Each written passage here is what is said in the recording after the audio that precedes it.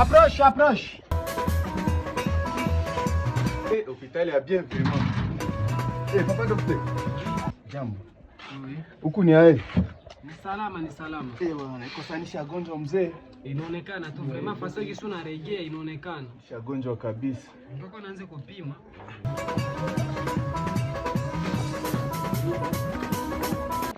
Basi daktari watu wanapimia pale. Unagonjwa masikio kutetemeka. Hapana. Na pale masikio kutetemeka ngoja nipime ingine.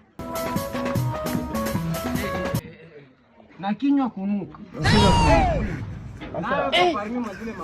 Haiko vile ndio ninaleta kwa daktari.